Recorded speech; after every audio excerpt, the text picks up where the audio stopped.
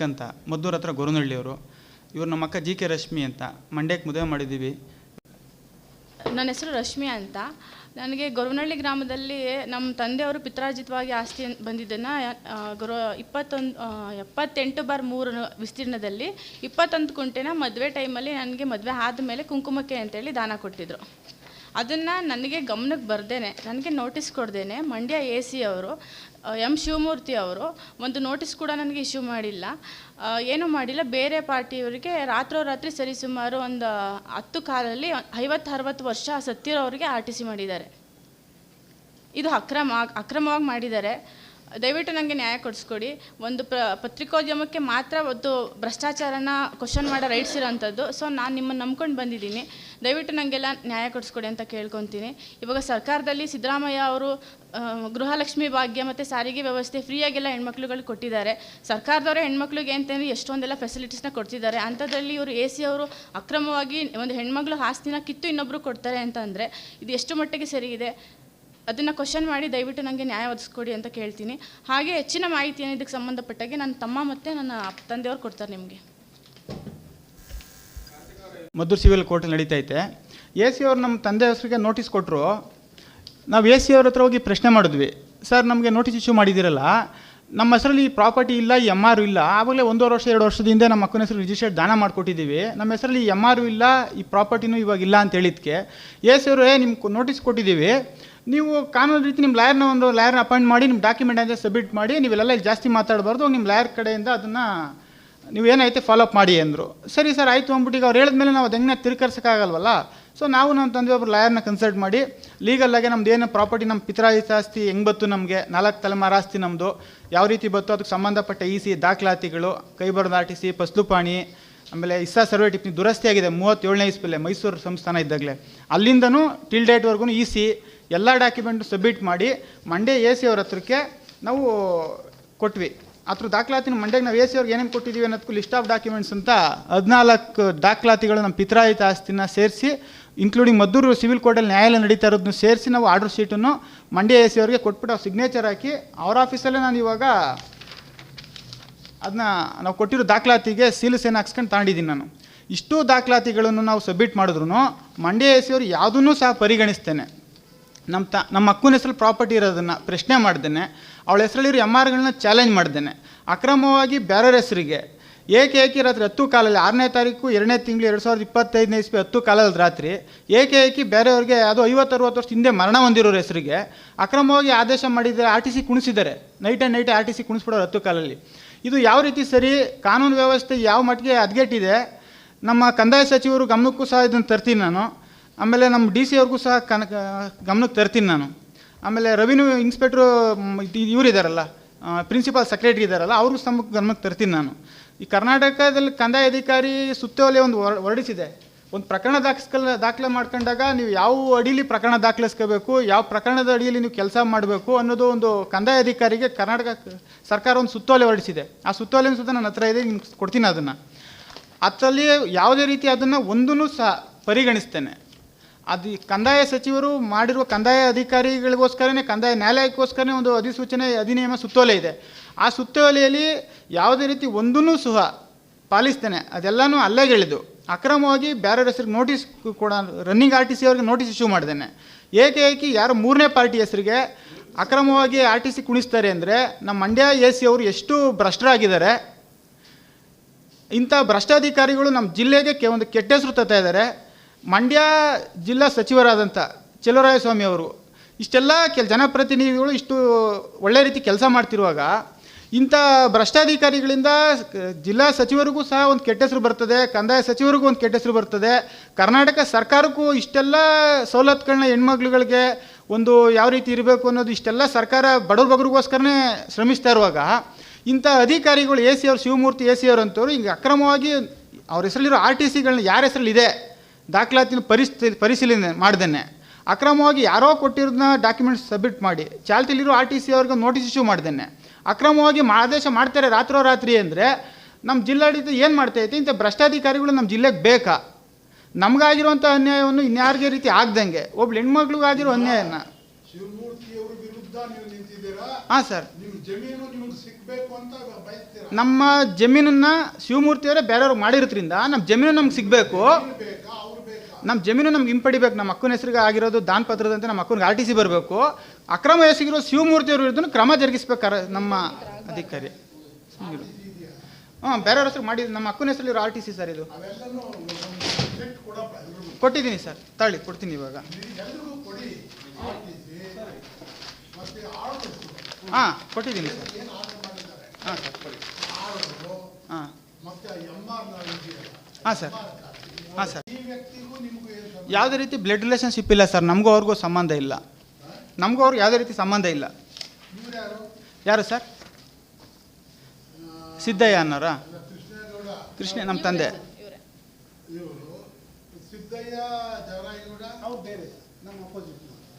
ಅದೇ ಇವ್ರು ಯಾರು? ನಮ್ಮೂರಿನವರೇ. ನಮಗವ್ರಿಗೂ ಬ್ಲಡ್ ರಿಲೇಷನ್ಶಿಪ್ ಇಲ್ಲ. ಇಲ್ಲ ಇಲ್ಲ ಸರ್, ನಮಗೂ ಅವ್ರಿಗೆ ಯಾವುದೇ ರೀತಿ ಬ್ಲಡ್ ರಿಲೇಷನ್ಶಿಪ್ ಸಂಬಂಧ ಇಲ್ಲ. ಆದೇಶ ಇದೆ ಸರ್.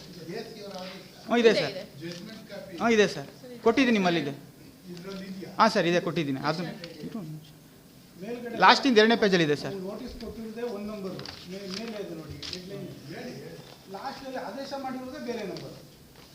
ನೋಡಿ ಸರ್, ಇಲ್ಲಿ ಕರ್ನಾಟಕ ಸರ್ಕಾರ ಒಂದು ಸುತ್ತೋಲೆ ಹೊರಡಿಸಿದೆ ಕಂದಾಯ ಅಧಿಕಾರಿಗಳಿಗೋಸ್ಕರನೇ. ಹೇಳಿ ಸರ್. ಸುತ್ತೋಲೆ ಕತೆ ನೋಟಿಸ್ ಕೊಟ್ಟಿರೋದೇ ಬೇರೆ ನಂಬರ್. ನೋಟಿಸ್ ಕೊಡೋದೇ ಬೇರೆ ನಂಬರ್. ನೋಡಿ ಸರ್, ನೋಟಿಸ್ ಕೊಟ್ಟಿರೋದು ಗೊರವನಹಳ್ಳಿ ಗ್ರಾಮದ 78ನೇ ಸರ್ವೆ ನಂಬರ್ ಪೈಕಿ 21 ಕುಂಟೆಗೆ ನೋಟಿಸ್ ಇಶ್ಯೂ ಮಾಡಿದ್ದಾರೆ. ಆದೇಶ ಮಾಡುವಾಗ 78/3 ವಿಸ್ತೀರ್ಣ 21 ಕುಂಟೆ ಕ್ರಾಯದಂತೆ ಖಾತೆ ಮಾಡಿದೆ ಅಂತ AC ಅವರು ಆದೇಶ ಮಾಡಿದ್ದಾರೆ. ಆ ಕ್ರಾಯದಂತೆ ಮಾಡಿದ್ದಾರೆ ಅಂತ. ಇಲ್ಲ ಸರ್, ಯಾವುದೇ ರೀತಿ 100 ವರ್ಷದ EC ಸುಧಾ ಕೊಟ್ಟಿದ್ದೀನಿ. ಯಾವುದೇ ರೀತಿ ಟ್ರಾನ್ಸಾಕ್ಷನ್ ಇಲ್ಲ ಸರ್. ECನೂ ಸುಧಾ ನಿಮ್ಮಲ್ಲಿ ಕೊಟ್ಟಿದ್ದೀನಿ ನೋಡಿ, ಇಲ್ಲೇ ಇದೆ. 1926ನೇ ಇಸ್ವಿಯಿಂದ ಟಿಲ್ ಡೇಟ್ 24ರವರೆಗೂ ಯಾವುದೇ ರೀತಿ ಇಲ್ಲ ನೋಡಿ. 78/3 ಇದೆಯಲ್ಲ 21 ಕೋಟೆ, ಆ ಸರ್ವೆ ನಂಬರ್ ಎಲ್ಲೂ ಎಂಟ್ರಿ ಇಲ್ಲ. ನಮ್ಮ ತಾತ ಮುತ್ತಾತರ ಕಾಲದಿಂದಲೂ ಯಾರು ಎಲ್ಲೂ ಏನು ಅಲ್ಲಿ ಕೊಟ್ಟಿದ್ದೀನಿ ಸರ್. ಅಲ್ಲಿದೆ ಸರ್. 1926ನೇ ಇಸ್ವಿಯಿಂದ ECನ 2024ನೇ ಇಸ್ವಿವರೆಗೂ EC ಕೊಟ್ಟಿದ್ದೀನಿ.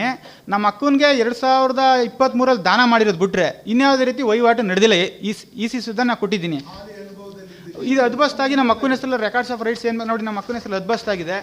ಅದ್ಬಸ್ಟ್ ಕಾಪಿನೂ ಸುಧಾ AC ಅವ್ರು ನಾನು ಗಮನಕ್ಕೆ ತಂದಿದ್ದೀವಿ. ಲಿಸ್ಟ್ ಆಫ್ ಡಾಕ್ಯುಮೆಂಟ್ಸಲ್ಲಿ ಕೊಟ್ಟಿದ್ದೀನಿ ಅವ್ರಿಗೆ. ನಮ್ಮ ಜವಾಬ್ದಾರಿ ಕಳ್ಕೋಬೇಕಲ್ಲ ಸರ್. ಬರದಾಯಿತು, ಬರದಾದ್ಮೇಲೆ ಅವಳ ಹೆಸರಲ್ಲಿ ಕಲ್ಲೆಲ್ಲ ಹಾಕಿ ಅದ್ಬಸ್ತು ಮಾಡಿ ಎಲ್ಲ ರೆಡಿ ಮಾಡ್ಕೊಡ್ತೀವಿ. ಜಡ್ಜ್ಮೆಂಟ್ ಆದ್ಮೇಲೆ ಅವರೇನು ಬಂದಿಲ್ಲ.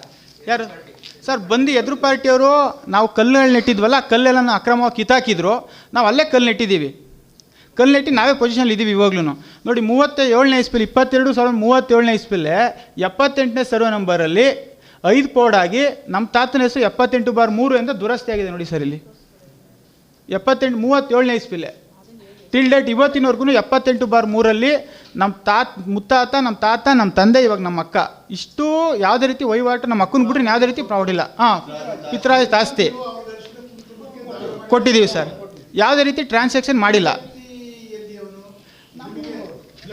ಇಲ್ಲ ಇಲ್ಲ ಸರ್, ನಮಗೂ ಅವ್ರಿಗೂ ಬ್ಲಡ್ ರಿಲೇಷನ್ಶಿಪ್ ಇಲ್ಲ, ಸಂಬಂಧ ಏನಿಲ್ಲ. ಹಾಂ ಸರ್, ಅಪ್ಪ ಮಗ ಅವರು ಸಿದ್ದಯ್ಯ ಮಗ ಲೇಟ್ ಜವರಾಯಿಗೌಡ ಅವ್ರ ತಂದೆ ಲೇಟ್ ಹೊಟ್ಟೆಬರೇಗೌಡ ಅವರು ಜವರಾಯಿಗೌಡ ಅವ್ರ ತಂದೆ. ತೀರೋಗಿರೋರ ಹೆಸರಿಗೆ ಅವ್ರು ಹೆಚ್ಚು ಕಮ್ಮಿ ಅಲ್ಲೇ ಸತ್ತಿ ಒಂದು 50-60 ವರ್ಷದ ಮೇಲೆ ಆಗಿರ್ಬೋದು ಮೇ ಬಿ ಸರ್. ನಮ್ಮ ತಂದೆನೇ ನೋಡಿಲ್ಲ ಅವರು. ಅವ್ರು ಸತ್ತೋಗಿರೋ ಹೆಸರಿಗೆ RTCನ ಕುಣಿಸ್ತಾರೆ ಅಂದರೆ ಸತ್ತೋಗಿರೋ ಹೆಸರಿಗೆ RTC ಕುಣಿಸೋಕೆ ಬರುತ್ತಾ? ಒಬ್ಬರು ಗೌರವಾನ್ವಿತ ಜಾಗದಲ್ಲಿ ಕುತ್ಕೊಂಡು ನ್ಯಾಯ ಹೇಳೋ ರೀತಿಲಿ ಕುತ್ಕೊಂಡು ಅವ್ರು ಮಾಡ್ತಾರೆ ಅಂದರೆ ಇಲ್ಲ ಸರ್, ಅದೇ ಇದೆ. ವ್ಯತ್ಯಾಸ ಏನಾಗಿಲ್ಲ ಸರ್. ಈಗ 78ರಲ್ಲಿ ಎಷ್ಟು ಕೋಡ್ ಇವೆ? 5 ಕೋಡ್ ಇದೆ ಸರ್. 5 ಕೋಡ್. ಹಾಂ ಸರ್. ಆ 5 ಕೋಡಲ್ಲಿ ಒಂದು ಅಲ್ಲಿ ಮುಂದಾಗಿರ್ಬೋದಾ? ಯಾವುದು? 5ರಲ್ಲಿ ಯಾವುದೋ ಒಂದು ಅವ್ರದ್ದು ಜವರಾಯಿಗೌಡ ಯಾರೋ ಹೌದು ಅವಂದಾಗಿರ್ಬೋದು. ಅದು ನಮಗೆ ಗೊತ್ತಿಲ್ಲ ಸರ್. ಅದು ನಮ್ಗೆ ಗೊತ್ತಿಲ್ಲ. ಅವ್ರಿಗೆ ನಮ್ಮದು ಇದಲ್ಲ, ನಮ್ದಲ್ಲ. ಅದು ನಮ್ಗೆ ಗೊತ್ತಿಲ್ಲ. ಅವ್ರು ಇದ್ರೆ ಅವ್ರದ್ದು ಎಲ್ಲೇ ಬೇಕಾದ್ರೂ ವಿಮರ್ಶೆ ಮಾಡ್ಕೊಂಡು ಏನು ಮಾಡ್ತಾರೆ ತಗೊಳ್ಳಿ. ಅವ್ರದ್ದಿದ್ರೆ ನೋಡಿ 78ನೇ ಸರ್ವೆ ನಂಬರಲ್ಲಿ 37ನೇ ಇಸ್ವಿಲಿ 5 ಕೋಡ್ ಆಗಿದೆ ಸರ್. 5ನೇ ಕೋಡಲ್ಲಿ ನಮ್ಮದು 3ನೇ ಕೋಡು ಚೆನ್ನೇಗೌಡ ಮಲ್ಲೇಗೌಡ ನಮ್ಮ ತಾತನ ಹೆಸರಿದೆ. ಅವತ್ತಿನ ಕಾಲದಲ್ಲೇ ಸಪ್ರೇಟ್ ಸ್ಕೆಚ್ ಆಗಿ ದುರಸ್ತಿ ಆಗಿದೆ ನೋಡಿ. 5 ಕೋಡು ಸಹ ಸ್ಕೆಚ್ ಆಗಿ ದುರಸ್ತಿ ಆಗಿದೆ ನೋಡಿ. 1, 2, 3, 4, 5 ನಮ್ಮದು 3ನೇ ಕೋಡು 21 ಕುಂಟೆ. ಕೇಸ್ ಅಡ್ಮಿಟ್ ಆದದ್ದು ಯಾವಾಗ? 2020 2024 ಎರಡನೇ ತಿಂಗಳಲ್ಲಿ ಸರ್, ಎರಡನೇ ತಿಂಗಳು ಸರ್. ಅದರಲ್ಲಿ ಒಂದು 2021 ಒಂದನೇ ತಿಂಗಳಿಗೆ ಒಂದು 10 ತಿಂಗಳಿಗೆ 11 ತಿಂಗಳಿಗೆ ಜಡ್ಜ್ಮೆಂಟ್ ಮಾಡಿದ್ರು. 11 ತಿಂಗಳಲ್ಲಿ ಅದರಲ್ಲಿ 1 2 3 4 5 ಆಗಿದೆ, 5 ಡೇಟ್ ಹೋಗಿದೆ. ಹಾಂ ಆಗಿದೆ ಸರ್. ಅಟೆಂಡ್ ಆಗಿ ಡಾಕ್ಯುಮೆಂಟ್ಸ್ ಎಲ್ಲ ಕೊಟ್ಟಿದ್ದೀವಿ, ಎಲ್ಲ ಮಾಡಿದ್ದೀವಿ. ಅದೇ ಅವ್ರಿಗೆ ಮಾಡೋಕ್ಕೆ ಬರೋಲ್ಲ, ಅಕ್ರಮವಾಗಿ ಮಾಡಿದ್ದಾರೆ, ಯಾವುದೋ ವ್ಯಾಮೋಹಕ್ಕೆ ಒಳಗಾಗಿದ್ದಾರೆ ಇವರು. ಒಂದು ಸರಿ ಒಂದು ರಿಜಿಸ್ಟರ್ಡ್ ಪ್ರಾಪರ್ಟಿ ಆದಮೇಲೆ ಆ ಚಾಲ್ತಿ RTC ಯಾರ ಹೆಸರಲ್ಲಿ ಇರುತ್ತೆ ಅವ್ರಿಗೆ ನೋಟಿಸ್ ಇಶ್ಯೂ ಮಾಡ್ದೇನೆ, ಅವ್ರ ಗಮನಕ್ಕೆ ತರದೇನೆ ಯಾವುದೇ ರೀತಿ ಟ್ರಾನ್ಸಾಕ್ಷನ್ ಮಾಡಬಾರ್ದು ಅಂತಲೂ ಲಾಯರ್ ಹೇಳಿದ್ದಾರೆ. ಆಮೇಲೆ AC ಆಫೀಸಲ್ಲಿ ಸ್ಟೆಪ್ಸ್ ಹತ್ತಿ ಮೆಟ್ಲೋದ್ಮೇಲೆ ದೊಡ್ಡದಾಗ ಒಂದು ಬೋರ್ಡ್ ಹಾಕೊಂಡಿದ್ದಾರೆ, ಸಾರ್ವಜನಿಕ ಪ್ರಕಟಣೆ ಅಂತ. ಆ ಪ್ರಕಟಣೆಯೂ ಸುಧಾ ಮೆನ್ಷನ್ ಮಾಡಿದ್ದಾರೆ. ಅದನ್ನು ಸುಧಾ ನನ್ನ ಹತ್ರ ಇಲ್ಲ ಐತೆ, ಅದನ್ನು ಸುಧಾ ನನ್ನ ಹತ್ರ ಐತೆ. ಹಾಂ ಸರ್. ಅದೇ ಈಗ ಅಕ್ರಮವಾಗಿ ಮಾಡಿದ್ದಾರೆ ಸರ್. ಆದೇಶ ಮಾಡುವಾಗ ಪ್ರೆಸೆಂಟ್ ಇದ್ರು ಸರ್, ಇದ್ರು ಅವರು ಇದ್ರು. ಆದೇಶ ಮಾಡೋಕೆ ನಾವು ಇಬ್ಬರು ಇರಲಿಲ್ಲ. 8ನೇ ತಾರೀಕು 1ನೇ ತಿಂಗಳು 2025 ಇಸ್ವಿಲಿ ಪೋಸ್ಟಲ್ ಆರ್ಡರ್ ಅಂತ ಹಾಕೊಂಡ್ರು.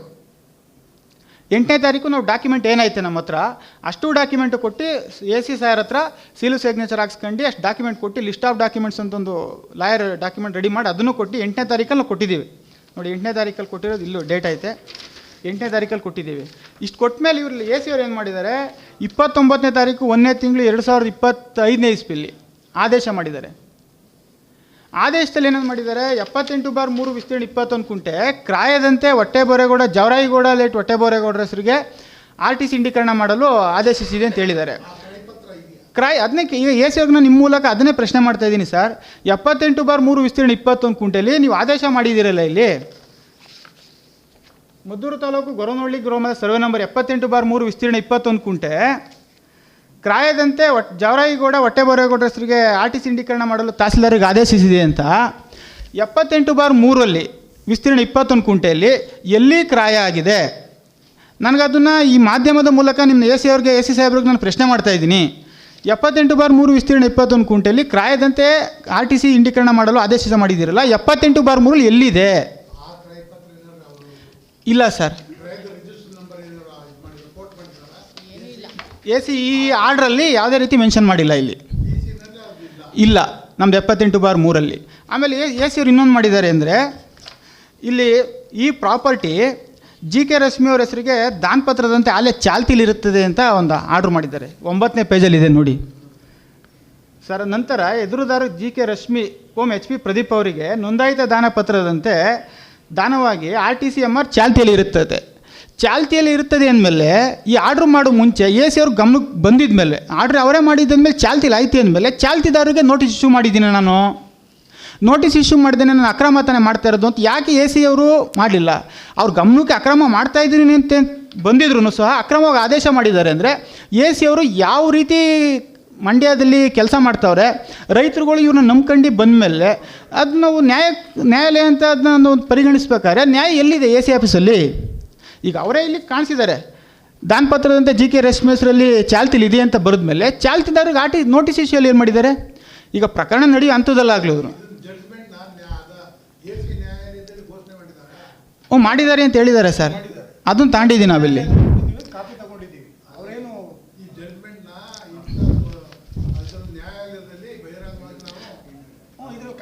ಪ್ರಕಟಣೆ ಮಾಡಿದ್ದೀವಿ ಅಂತ ಹೇಳಿದ್ದಾರೆ. ಆದರೆ ಆ ಪ್ರಕಟಣೆ ಮಾಡೋ ಟೈಮಲ್ಲಿ ನಾವು ಇರಲಿಲ್ಲ. ಹಾಂ ಸರ್. ಹಾಂ, ಓಪನ್ ಕೋರ್ಟಲ್ಲಿ ಮಾಡಿ ಹೇಳಲಿಲ್ಲ, ಆದೇಶ 8ನೇ ತಾರೀಕು 1ನೇ ತಿಂಗಳಲ್ಲಿ ಆದೇಶಕ್ಕೆ ಅಂತ ಹೋದ್ಮೇಲೆ ನಮಗಿನ್ನು ಯಾವುದೇ ರೀತಿ ಕೋರ್ಟ್ ನಡೀಲಿಲ್ಲ. ಅವರು ನಮ್ಮ ಗಮನಕ್ಕೆ ಬರಲಿಲ್ಲ ಇದು ಅಂತ ಹೇಳ್ತಾರೆ. ಇಲ್ಲಿ ಏನಾಗಿದೆ ನೋಡಿ ಸರ್, 6ನೇ ತಾರೀಕು 2ನೇ ತಿಂಗಳು 2025 ಇಸ್ವಿಲಿ ರವಾನೆ ಅಂತ ಕಳಿಸಿದ್ದಾರೆ, ಮದ್ದೂರು ತಹಸೀಲ್ದಾರ್ಗೆ ರವಾನೆ ಅಂತ. 6ನೇ ತಾರೀಕು 5 ಗಂಟೆ ಮೇಲೆ ಕಳಿಸಿದ್ಮೇಲೆ ನೈಟ್ 10:15 RTC ಹೆಂಗೆ ಬರುತ್ತೆ? ಈಗ ಇಲ್ಲಿ ರವಾನೆ 6ನೇ ತಾರೀಕಲ್ಲಿ ಕಳಿಸಿದ್ಮೇಲೆ ನೈಟ್ 10:15 RTC ಹೆಂಗೆ ಬರುತ್ತೆ? ಇದು ಅಕ್ರಮ ಅಲ್ವಾ? ಆಮೇಲೆ ಇಲ್ಲಿ RTC ನೋಡಿ ಸರ್, ಇಲ್ಲಿ ಆದೇಶ ಮಾಡಿರೋದು AC ಅವರು ಗೊರ್ನಳ್ಳಿ ಗ್ರಾಮದ ಸರ್ವೆ ನಂಬರು 78/3 ಲಾಸ್ಟ್ ಆರ್ಡರ್ ನೋಡಿ ಸರ್. ಅದರಲ್ಲಿ ಈ ಎಮ್ ಆರ್ ನಂಬರ್ H39/2011 2012 ರದ್ದುಪಡಿಸಿದೆ ಅಂತ ಆದೇಶ ಮಾಡಿದ್ದಾರೆ. ಈ ಎಮ್ ಆರ್ನಲ್ಲ, ನಮ್ಮ ತಂದೆ ಹೆಸರಲ್ಲಿ ಇತ್ತಲ್ಲ 2 ವರ್ಷ ಇಂಚೇರಿ ಹಳೆ ಎಮ್ ಆರ್ನ, ಆ ಎಮ್ ಆರ್ ಚಾಲ್ತಿಲೇ ಇಲ್ಲ. MRH 39/2011 2012 2023 9ನೇ ತಿಂಗಳಿಗೆ ಕ್ಲೋಸ್ ಆಗಿದೆ ಎಮ್ ಆರ್. ಆ ಎಮ್ ಆರ್ನ ಚಾಲ್ತಿಲಿ ಇಲ್ದವ್ರು ಎಮ್ ಆರ್ನ ಸರ್ ಯಾವ ಆದೇಶದ ಮೇಲೆ ಯಾವ ಮಾನದಂಡದ ಮೇಲೆ ಅವರು ವಜಾ ಮಾಡಿದ್ದಾರೆ? ಅಲ್ಲೂ ವಜಾ ಮಾಡಿದ್ರಲ್ವ ಸರ್. ಇಲ್ಲಿಗೆ ಬಂದು ಎಮ್ ಆರ್ ಏನು ಮಾಡಿದ್ರು? GK ರಶ್ಮಿ HP ಪ್ರದೀಪ್ 21 ಕುಂಟೆ ನೋಂದಾಯಿತ ದಾನದ ಪ್ರಕಾರ ಎಮ್ ಆರ್ ನಂಬರ್ T42 2023 2024 ತೆಗೆದುಹಾಕಿ ಜವರೇಗೌಡ ಅನ್ನೋರ ಹೆಸರಿಗೆ RTC ಮಾಡಿದ್ರು. ಇಲ್ಲಿ ಆದೇಶ ಆಗಿರೋದು ಎಮ್ ಆರ್ ನಂಬರ್ H39 ರದ್ದು ಮಾಡಿಸವ್ರೆ. ಆದರೆ ಇಲ್ಲಿ GK ರಶ್ಮಿ ಅವ್ರ ಹೆಸರಿಂದ ಪ್ರಶ್ನೆನೇ ಮಾಡಲಿಲ್ಲ ಎಮ್ ಆರ್ನ. DC ಗೆ ಅಪೀಲ್ ಹೋಗಿದ್ದೀವಿ ಸರ್. ಆದ್ದರಿಂದ ನಮಗೆ ಈ ಪತ್ರಿಕಾ ಉದ್ಯೋಗದ ಮೂಲಕ ನಾನು ಕೇಳ್ಕೊಳ್ಳೋದೇನು ಅಂದರೆ, ಜಿಲ್ಲಾಡಳಿತದವರು ನಮಗೆ ನಿಮ್ಮ ಮಾಧ್ಯಮದ ಮೂಲಕ ನಾನು ಕೇಳ್ಕೊಳ್ತಾ ಇದ್ದೀನಿ, ಜಿಲ್ಲಾಡಳಿತದವರು ನಮಗೆ ಆಗಿರೋ ಅನ್ಯಾಯವನ್ನು ಪರಿಗಣಿಸಿ ನಮ್ಮ ಅಕ್ಕನ ಹೆಸರು ದಾನವಾಗಿ ಬಂದಿರೋ ಆಸ್ತಿಯನ್ನು ಅಕ್ರಮವಾಗಿ ನಮ್ಮ ಅಕ್ಕನ ಗೊತ್ತಿಲ್ಲದೇನೆ ಬೇರೆಯವ್ರ ಹೆಸರು 50-60 ವರ್ಷ ಹಿಂದೆ ನಮಗೆ ಸಂಬಂಧ ಇಲ್ಲದ ವ್ಯಕ್ತಿಗೆ ನೈಟ್ ಆ್ಯಂಡ್ ನೈಟು 10 ಕಾಲಲ್ಲಿ RTC ಮಾಡಿರೋದು ಅಕ್ರಮ ಆಗಿರ್ತದೆ. ಯಾವುದೇ ರೀತಿ ಚಾಲ್ತಿ RTC GK ರಶ್ಮಿ ಅವ್ರಿಗೆ ನೋಟಿಸು ಸಹ ನೀಡಿದ್ದೇನೆ, ಅವ್ರ ಗಮನಕ್ಕೂ ಬರ್ದೇನೆ ಅವ್ರ ಆಸ್ತಿನ ಕಬಳಿಸೋ ದುರುದ್ದೇಶದಿಂದ AC ಅವರು ಅಕ್ರಮ ಆದೇಶ ಮಾಡಿರೋದನ್ನ ವಜಾ ಮಾಡಿಸಿ GK ರಶ್ಮಿ ಅವರಿಗೆ RTC ಹೆಂಗಿತ್ತು ಹಂಗೆ ಬರೋಕ್ಕೆ ನಿಮ್ಮ ಪತ್ರಿಕಾ ಮಾಧ್ಯಮದ ಮೂಲಕ ಜಿಲ್ಲಾಡಳಿತದಲ್ಲಿ ನಾನು ಕೈ ಮುಗಿದು ಕೇಳ್ಕೊಳ್ತಾ ಇದ್ದೀನಿ. ಇದಕ್ಕೆ ಸಂಬಂಧಪಟ್ಟಂತೆ ನನ್ನ ಮುಂದಿನ ನಿರ್ಧಾರಗಳನ್ನು ಲೋಕಾಯುಕ್ತರಿಗಾಗಲಿ, ಕಂದಾಯ ಸಚಿವರಿಗಾಗಲಿ, ಆಮೇಲೆ ಈ ಮಹಿಳಾ ಆಯೋಗಕ್ಕಾಗಲಿ, ಆಮೇಲೆ ಈಗ ಮುಂದಿನ ಈಗ ಇದಿರಲ್ಲ ಪ್ರಿನ್ಸಿಪಾಲ್ ಸೆಕ್ರೆಟರಿ ಇದ್ದಾರೆ ಅವ್ರಿಗೂ ಸುತ್ತ ನಾನು ಗಮನಕ್ಕೆ ತರ್ತೀನಿ.